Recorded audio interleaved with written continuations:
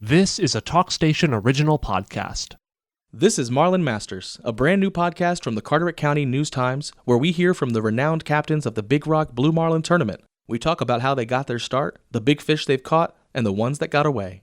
This episode with Brent Gaskill of Builder's Choice is brought to you by Downeast Marine in Otway. Just look for the pirate.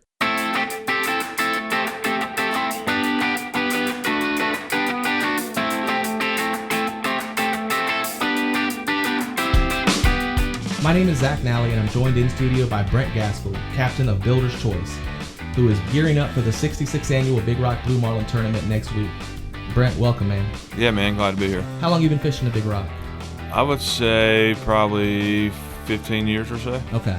And you've been on Builder's Choice since 2018? Yeah. And were you on any other boats before then? The floor plan for a few years, and then I ran the one other boat done right 1 year. Okay. The captain couldn't be here, and I ended up running it. And you're a local boy? Yeah, Arkansas Island. Born and raised? Born and raised. East Carteret? Yep. Class of what? 04. 04. All right, man.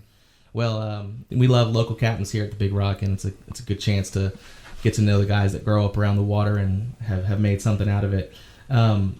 Builder's Choice, boy, what a run the last 5 years you guys have had. Winner of Pirates Cove in 2018, a 911-pound blue marlin in that tournament.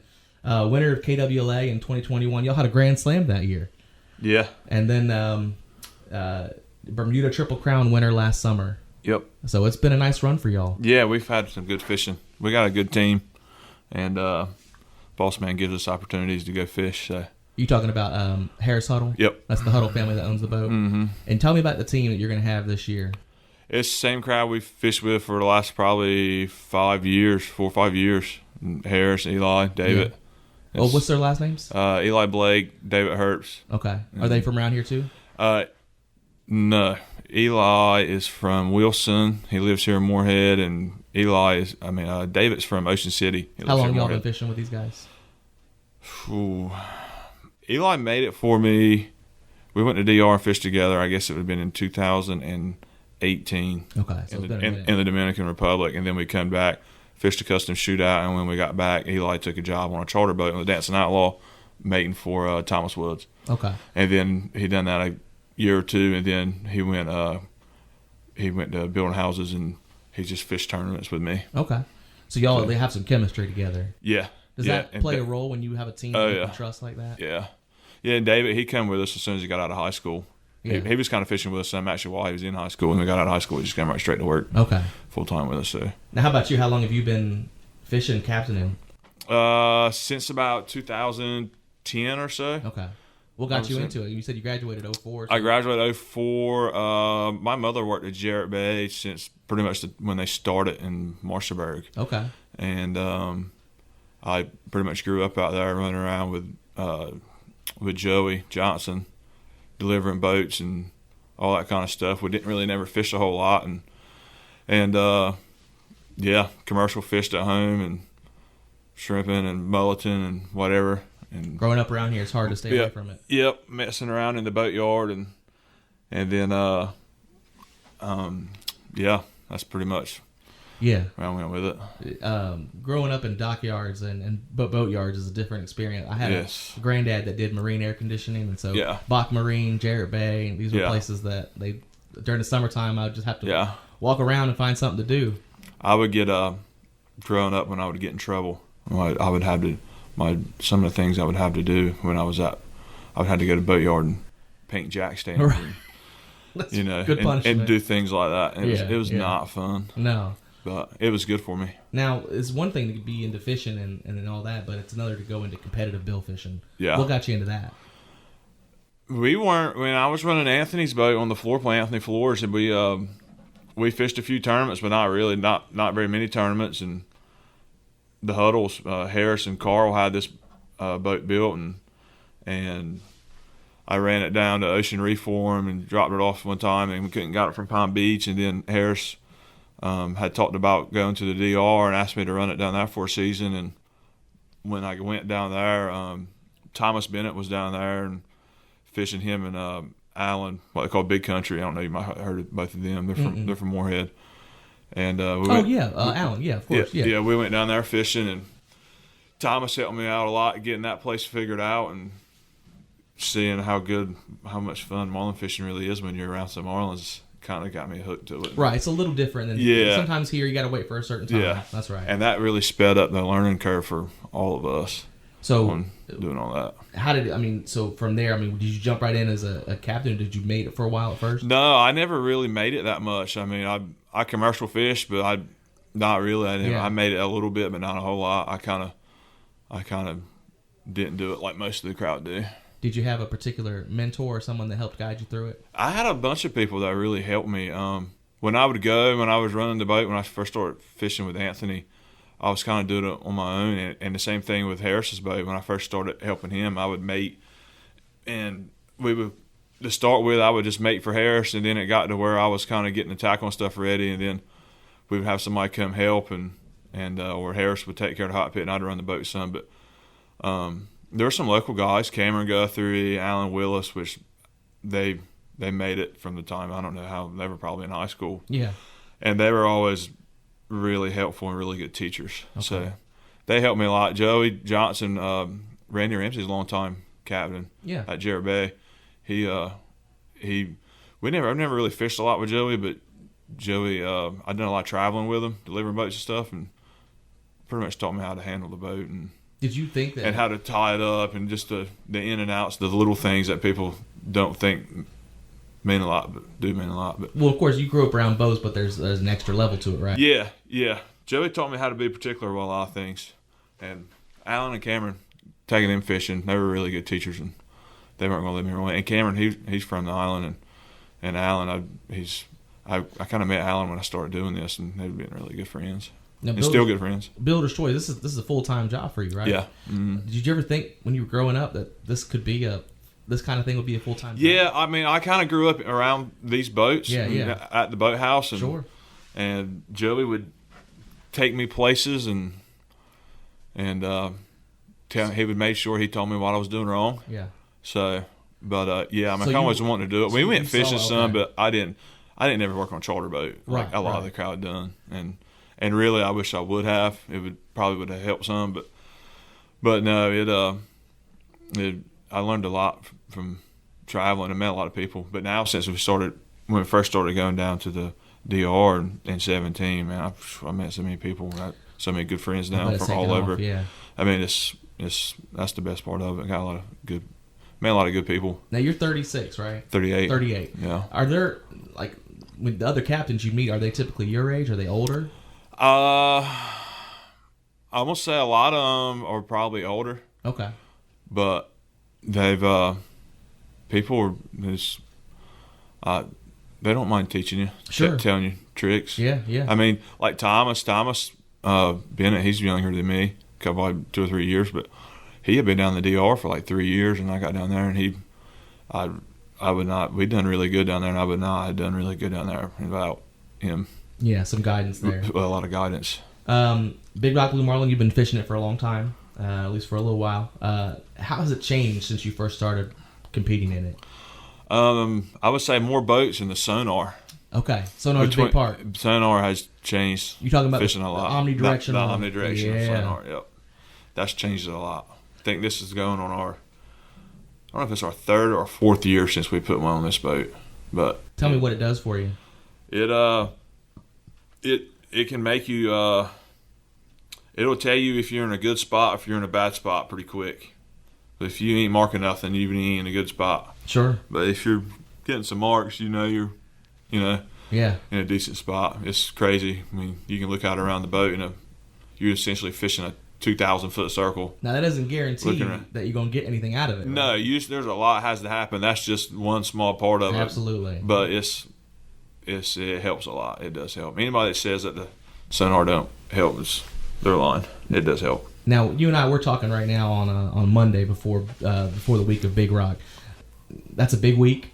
You got KWLA on Saturday. You going to fish that? Yes, sir. Okay, so the preparation leading up to a tournament like this, how intense is it? We fish a lot of tournaments through the year, so we're kind of pretty much prepared before it. So you got, but it seems like if anything's going to break, it usually breaks right before the Big Rock for some reason. Yeah. Like right now, I need to go. I got my wheels are off a little bit, and I got to haul up and change my wheels. But It's usually always something that has to be done before the tournament. I've heard don't change your prop before the tournament. Well, we had some issues this winter with electrolysis, and we ended up getting new wheels, and we're trying to get these new wheels that we got just right. And right now, my loads are off a little bit, and we ran them this weekend. We're going to tweak them a little bit more and put them back on the end of the week. Do y'all have a go-to gear setup when you fish, or is it pretty straightforward? It changes. It depends on who we got on the boat. Really? Yeah. I mean, take for a Big Rock. Does it change anything from what you did? Did you guys fish Cape Fear? Or we fish Cape Fear now. We'll probably fish like we did Cape Fear for Big Rock. Same with Swansboro? Yeah, same as Swansboro. Okay. Yep. Okay. Yep. We typically like to circle hook fish on this boat, but it depends on if we can get enough anglers on the boat to enough crowd to hold rods. Sure. If it's just Harris and Eli, it's kind of hard to circle hook fish. It takes a very experienced angler to do that. Is it? I mean, like, how many lines do y'all have out of this at a single time? We usually only fish 2 lines, two Really? hooks in the water. Yeah. Wow. Mm-hmm. That's not common, I don't think. No, it's a little different. But how come y'all only do 2? We've done it. We kind of started doing that when we were in the Dominican Republic, and we've done it then through the Bahamas, and it's just used to doing it. Usually, it's just Harris and Eli as the anglers, and they're both really good, and somebody needs to be holding a rod all the time. Sure. So they're pretty short-handed. Do y'all change the setup from day to day based on conditions, like the type of lure you might use, or? Nah, not really. Okay. Mm-mm. Okay. No. I mean, we can change it some. Like if it's not like David, a lot of times we let him use the sonar, him use run the sonar some, and during some of the tournaments. But if it's not a sonar tournament where you can't, because some tournaments don't let you use sonar still, he'll go downstairs, and he's a really good angler too. But it all changes. Every tournament's a little different. But you mentioned the 2 lines out. What's usually attached to them? We usually just got a ballyhoo. Okay. Just a naked ballyhoo. On both of them? Yeah. Nice. Mm-hmm. You mentioned the omnidirectional sonar before. Any other tech or new gear that... Sea Keepers keeps the boat from rolling. They're nice. What's that? Yeah, it's like a big ball, and I don't know how it works, but somehow it's spinning 6,000 or 7,000 RPM. Like a ballast kind of. Yep, and it's spinning, and it rolls and trying to keep the boat level. Underneath the boat? It's inside the boat in the engine room. Wow. Now, most of the time it don't work, but sure, when it does. But they're pretty much the only game in town on working on that kind of system. Wow, that kind of gyro is what it is. How long have you had that? We've put it in there in 2018. I think we're on like our 3rd or 4th one now. When it works, does it make a difference? When it works, it's awesome. Yeah. You get hooked to it. Sure. And now with the sonar, you really need it, because if the boat's rolling, your sonars, you're hitting the surface, and you really need the picture's changing. Yeah. I gotcha. Yeah. You grew up here, you know these waters as well as any local captain. With all that new equipment, does it still make a difference to have that kind of intimate knowledge of what's out there and where to go? Yeah, most definitely. What do you think the biggest advantage is coming from someone that's from here? You kind of, just like anywhere else, there's certain places it seems like no matter what the conditions or whatever the water conditions are, weather conditions, there's certain places it seems like you can go, and if you spend the time there during the day, you can probably get a bite. Yeah. And I think that helps. A lot of people who are watching this tournament or keep track of it, they know when a fish is coming in and all that's exciting, and the weigh-ins in the afternoon, but your day doesn't start there. It starts really early in the morning. What time do y'all normally head out? We usually leave the dock like around 6 o'clock. Okay. This boat, though, is pretty fast, so we don't have to leave too early. How long Which does it a lot take of boats you are to get fast now. It depends. I mean, if we're running 60 miles, it'll take us not quite a couple hours. Okay. All right, because lines go in, I guess, at what, 8 or 9? 9. Yeah. So when you're looking for a spot, do you typically go to a different place each day? Do you ever revisit Yeah, places? I mean, you have different batches of water that's running through, and you really, if you can get on those batches of water that they've had good fishing in, like out of Charleston or down that way, there might be some fish in it, or there's not a lot of current in it, or or down tide or something. That's typically what you usually want to do, or pretty good water color or something. Yeah. Because it's all Gulf Stream fishing. It's all moving up the beach. I grew up following the weed line out and all that jazz, and seeing when the Gulf Stream mixes in. It's for those who haven't been offshore, man, the Gulf Stream, and of course you've been down to the Caribbean and DR. It's a lot different down there, but for here, that Gulf Stream out there, it's a special place to fish. Yeah, it's pretty. I like fishing out of here. Here in Bermuda are my favorite places. It's the DR's fun. Bahamas has some awesome fishing too, but the fishing here the last few years has been better right here than it has been down there.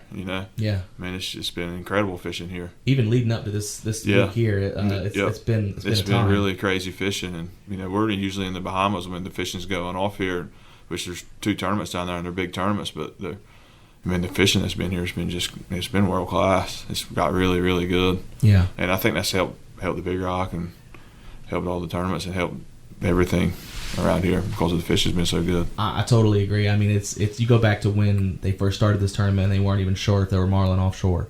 Yeah. And now we know pretty certain that they're out there. It's changed a lot. It really has changed. It's from about a little bit of time I've been in it. It's changed a lot. That's for sure.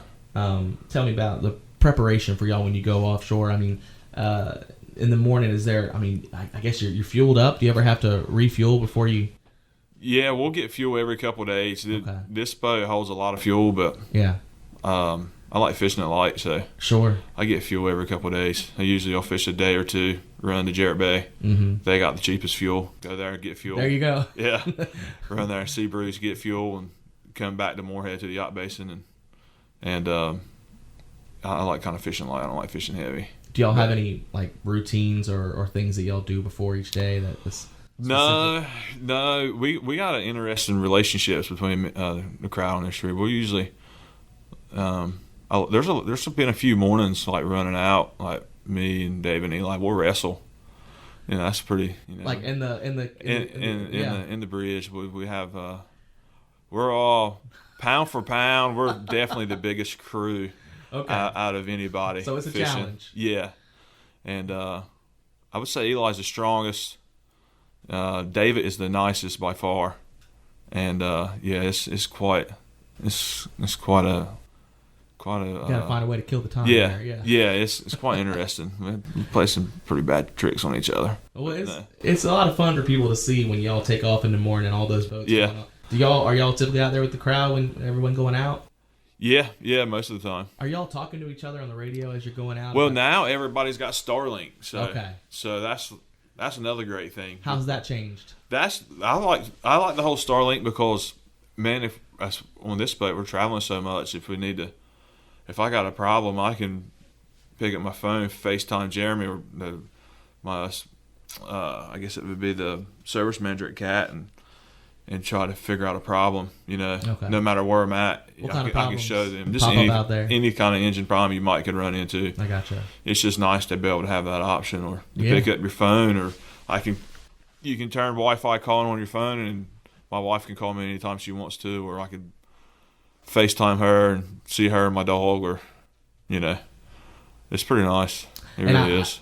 I'm so excited for the future when we can start streaming live fights. Like offshore. Yeah, we done that last year. Well, so it was like after the fact, right? It wasn't like actually. Well, we tried. They were trying to walk us through how to do it while it was happening, and we ended up doing it. And I guess I don't know why it ended up happening, but it's changing. It's on ESPN. It changes everything. The radios are definitely more quiet than what they were. Okay. Everybody's kind of texting each other. Oh, right, because it's easier now to communicate that way. Yeah. That makes a lot of sense. Used to, the last few years before the Starlink, everybody had, Garmin inReaches. But, you got to type your message one letter at a time on a little keypad, and then you got to send it, and then you got to make sure that the screen's still open and that it gets sent through, and it's just... Now you just pull out your phone. Now you're just calling people. And nice. It's really nice. It's made it a lot easier. Yeah, that's a fun piece of tech, and we talked about it at the tournament last year about their ability to show people. Because it would be like if there was a Kentucky Derby, but you don't get to see the horses race. You just see who the winner is at the end. Yeah, and which is cool, but like the fight is where it's at, man. I mean, that's why y'all do it. That's why we're out here, and it'd be so great to see what that looks like live. Yeah, it's different. I think last year when we done that, it was lightning and raining, and we had I want to say he was in the Army. Somebody in the Army that was with us. One of the Big Rock Big Heroes? Yep. Yeah.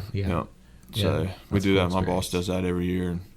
And I'm sure he'll do it again this year. We've done it every year I've been on there. That's a fun chance to give those guys an opportunity to go and experience. Yeah, he was good luck that first day, so we ended up getting the daily last year on the first day. And yeah, you did. Harris was just like, "Hey, you need to come back every day. You're good luck."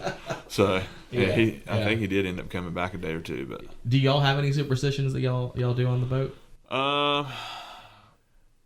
We got a lucky card that we keep inside, and then we got I keep 2 pairs of shoes in the bridge. Sometimes I feel like if I change my shoes, maybe I might change some. I ain't done that in a while though. But no, our superstition is if the fishing's slow and somebody's getting some bites somewhere, with this boat being fast, whether we're going to move or not, or whether if we just feel like moving in general, me and Eli or me, David or Harris will usually do paper, rock, scissors. To see if you'll go. To see if we'll go. Hey, fate will tell you, right? And I swear to you, like 9 out of 10 times, it actually works out. Yeah. So like if you go, you'll find something, but if you stay, maybe something hits. It's like, paper, rock, scissors is winning some money. So, how about that? Yeah, it's great. It is kind of funny, but yeah. Well, that's what's fun about being offshore with y'all. I'm sure it's you're grown, but it's just like when you were kids, It is on this boat. We're all. I've known Harris since before I started working for him, and he knew my mother real good, and so there's history between all of us on here, and then all of us are real good friends too. Now we talk bad to each other. I will. Yeah. We'll talk bad to each other in a heartbeat, but yeah. And some of us will get butt hurt sometimes, and sure. we get past it. Well, that's part of being a team or a brotherhood. Is you got to go out there and sometimes feelings get hurt. But we love telling each other we're sensitive. The other one's sensitive. It's funny, but it's fun. It is all in all, it's a good time. Now, but it's competitive. We're all really competitive. So well, yeah, you're out there. There's a lot of money on the line. There's a lot of money on the line. You win this tournament. It's life changing, And this year we got a chance to get the first $4 million winner. With the Fabulous Fisherman rollover from last year, and there's a good chance of that. There is with that first fish. I think there's $750,000 from last year rolling over, and shoot, I bet that first one over 500 would be worth close to $2 million. I think so. And if you win, I think we'll have our first one over 4. Yeah. What's that pressure like on day one, man? It's pressure every day. All these tournaments, it's all just a lot of every pressure. day? Yeah, it's Okay. a lot. It'll turn you gray-headed. Really? Yeah. How do you deal with it? I don't know how I really deal with it. I get mad. Yeah. Get mad, aggravate it. Sure. It happens. It just is what it is. Well, even when you're winning occasionally, it's still. I'm sure there's one. Oh, you're nervous. Yeah, sure. And now with Starlink, there's always somebody on the boat that's looking and seeing where you're at during the day and wanting to tell everybody we're here, and then you got that in your mind, But so boats with reputations, you'll get followed a little bit. Well, no, I'm just saying you can look at the scores from the tournament because all the tournaments got apps. So, and there's usually always somebody on every boat that's looking and putting on. We wear headsets and somebody's saying, "Well, this is where we're at." And I try not to look at it because then you get it in your mind. Yeah. And whenever I'm better off not to know. We interview a lot of athletes, professional student athletes or whatever, and you talk to them about their favorite memories from playing their sport, and you ask them, and it's usually not a win. It's usually the one that got away. Yeah. Is there one that got away for y'all in Builder's Choice or? We I mean, a 911-pound fish back in 2018. That's a monster. That's probably one of my best memories on there, for sure. We broke a fish off last year in Bermuda. That was bigger than that fish, and I really would like to have caught it. Mm. Is that tough in the moment when you lose it? Yeah, I'm sure we all. It sucks. Do you end the day there and just go? No, we went fishing. Actually, we ended up catching one like just a few minutes after we put the stuff back out. Oh, wow. Another fish, but that one was tough. Not that one in particular, but another fish for sure. Yeah. Tell me about that 900-pound fish in the fight. You said it was a good memory. Yeah, actually, Big Country, Alan Skyble was fishing with us, and it was really pretty. It was slick cam that day, and we were bait fishing, and we had one plug and a short rigger, and we were just to the northeast of the fleet up there, and I had my binoculars to my face, and I was looking below me, and we didn't, at that time, we weren't fishing with headsets. Now we all wear headsets, and Country was like, right short, big hole. And I just looked, and we were, right short come down. I didn't see the fish. It was a big hole there. And anyway, we didn't really take no line. We got our stuff clear, and we backed up to the fish. And Country grabbed the leader and started leading it up there, and I knocked the boat in head gear, and there was like a little strip of clear water come off that corner, and I got to look down in the water at the fish. The fish was 10 foot down or so, and I was like, oh my gracious, just don't break it off. Take our time. It is a nice one. And how long did it take from that point just to make sure we you caught get it the right? fish in about 20 minutes? Okay, wow. The fish when it got hooked in the gill rakers, and the fish jumped all around the back of the boat the first few minutes after he turned it loose that time. The fish ended up bleeding out, and we ended up catching it pretty quick and slid it in the door. And, man, everybody was really happy. That was to have really pretty weather, and we put it in the boat and went ahead and he came onto the dock. And they ended up winning the tournament for us on the first day. And everybody all week was just like, you ain't got to worry about nothing. After catching out the first day, ain't nobody going to beat you, because that's a points tournament. Yeah. And we ended up winning the tournament. I think we might have caught one more fish that week. I think we caught one more fish, and that was it. It was pretty much slow fishing for the whole week. We ended up winning the tournament. Just that one's all you needed. Yeah, it was fun. That was a good way to start. I swear that was pretty incredible. But we've had some good fishing. We've had a lot of good things, and we've had some bad luck too. So I mean, it's fishing. That's fishing. Seems like when things happen, it happens when it's worth a lot of money, and it's fishing. That pressure, it makes everything move a little different, I'm sure. That's where fishing with the same crowd over and over kind of helps. Where teamwork plays a role there. Well, it helps where those things don't happen as often. Right. Well, because you mentioned earlier, it's not so much about how you do, or it's not what you do, it's the process. The process is paying particular attention to the little details. Yeah, and we've all, us four have all fished together a bunch, and it works pretty good. I know Big Rock isn't a place where you're going to see novice anglers or people who are new to bill fishing, but one of the things I wanted to explore with this series is the wisdom and the knowledge that y'all have. And if somebody's starting out going offshore and they've got a boat and they want to see, what piece of advice would you offer these folks? Have plenty of money. Yeah. Okay. That's a good piece. Have plenty of money. Is it expensive. Does it just melt away when these Yeah, I mean it's expensive. Yeah. Fuel's expensive, bait's expensive. I mean, it's all expensive. Yeah. I mean, it's kind of like I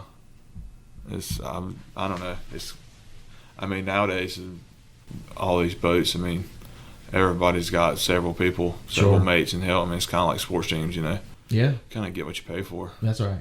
But everyone comes together from different places to form that team. we all can't do it without each other, Right. But that's what's been good about on here is we've all kind of fished together for a while, and we're still. What about fishing. marlin fishing keeps you coming back every year? Those teaser bites are pretty awesome. Yeah. When you get a teaser bite from a blue marlin, Is that a thrill right there? Yeah, they're pretty awesome. Okay. You never know what size it's going to be or what's going to go wrong in the process, but it's teaser bites. It's pretty awesome. Teaser bite sounds like a good name of a restaurant. Yeah, it's a lot of fun, man. I swear. What do you hope to see in the future of marlin fishing? I don't know why else as fast as it's all changing. Yeah. Just since I started doing it, I don't know what else can change. Sure. Maybe. The boats in the future taking away technology to make it a little bit more of a challenge. I mean, I don't know. It feels like every year with the new tools that are added, it really helps to. It does, but I don't care what technology you got on there. When you get a teaser, if he comes on your teaser, you're still a lot got to happen before you catch that fish. Well, there's a lot of boats, and you got to have good anglers. I mean, a lot of the boats that you see that are consistently are winning some money, they got good anglers. You got to have people that can hook the fish. Yeah. And we've been really lucky with our anglers, and they're both, all three of them, they're all really good. Well, I mean, you look at almost 300 boats for the Big Rock, and a lot of them got that technology on board. Yeah. But not everybody's winning, so it does. No, it's the whole lot. This whole Omni thing, it made so many people mad with each other for no reason. And I mean, yes, the Omni helps, but there's so much you know. Sure. There's a lot that goes. You just ain't gonna put an Omni Well, if you sonar on your boat and start catching fish. no, It's just ain't gonna happen. not at all. You know. And if you can make it a little bit easier to see where you're at, why not, man? Yeah, yeah. And you know, when all that happened, I see both sides of it. You know, you got people with charter boats, and you know, you ain't gonna make a lot of money charter fishing, but then to be competitive in the tournaments you fish for 30 years, you got to go spend $150,000 on a sonar. You know, I mean, I see where it made people upset. I get it. Yeah. But for people that can afford it and put it on their boat, you're crazy not to put it on there. Absolutely. You know, we first put it on there, and we went fishing out here. It was in September, and we caught. I think we went 4 for 6 on blue ones and caught a sail, and I never marked a fish with it the whole time. Wow. And I was like, man, this thing here. This is it. Well, I never marked a fish with it, so I was just like, I don't see what good. Yeah, right. Like I got to try to figure it. And I hadn't fished on a boat with one, so I didn't know exactly how it worked. But now I was like, man, if I'd have known how to use that day, we probably could have caught, you know, a few more. What's your best day that you've had out there? I don't know, eight blue ones. Oh wow! Yeah. A single day. Yeah. Jeez. Yeah, we've done that a couple times, and we've had some good days out here. We've caught 4. Is that 900-pound one the biggest one you've had? Yeah, it's the biggest one we've caught. Yeah. 911. Yeah. That's a monster. Yeah, that was fun. And that was you know, Harris's nephew was on there, and it was, you know. Oh, that's right. It was Jack. I did read that. Yeah. Yeah, so it was kind of all nice having one of his nephews on there, and it kind of it's all about family. Last question. You fished a lot of tournaments throughout the year. I think you said 8 or 9 tournaments each year. What makes Big Rock different from those other ones? Big Rock is because anybody can win Big Rock. I feel like anybody's one bite away from winning that tournament. I mean, you can win some money. Outboard, inboard, it don't matter. One bite away.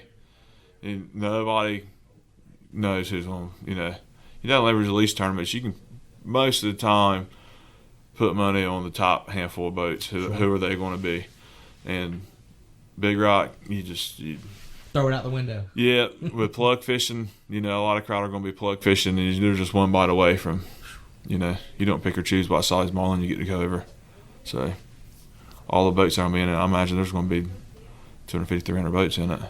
Yeah, it's only getting bigger. I know we talked to Casey Wagner last year about the availability of boat slips is beginning to be tough. Is an issue. Yeah, you got to get in. Yeah. It's just like it's like that in Bermuda, right? Where you gotta kind of reserve that beforehand. You got to know. It's all about who you know. That's right. About getting, you know, it's like anything else. You know the right people, you can get you a slip and stuff. But Casey, he's won it. I think he won it there 7 or 8 years ago. That's right. He won a tournament. He's a big part of this. And I think he's a board member too. Oh yeah. So, that was a big fish, 700 something pounds or something like that. Yeah. And he's fishing with his boy. So I think it's pretty cool. That's the one he won back in 2013 or 14. Yeah, it was sometime around in there. Yeah, it was a big fish. Where they pushed Cole in the water, I think. Afterwards. Yeah, that's pretty cool. That's pretty cool. You get to go do it with your boy.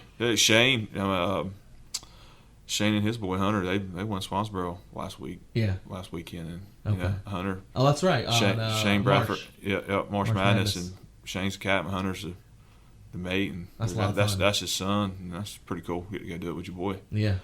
So, you have any kids yourself? Mm-mm. Okay. I got a Labradoodle. There you go. But my wife's pregnant, but she's due in October. So maybe one day. I got a Labradoodle I love a lot.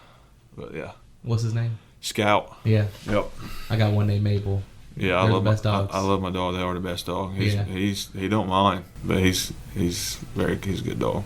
Well, maybe one day taking a kid of your own out there. Yeah, that's right. Yep, I'm having a girl in October, so that's awesome. I'm gonna keep her away from the docks. I'm not letting her come around. I'm not letting her come around on these boats. No, sir. Okay. Well, Brent, man, I appreciate you being here with us today. Yeah, man. We're looking forward to seeing what you guys do this next week, and best of luck. Yeah, man. Thank you. Appreciate it.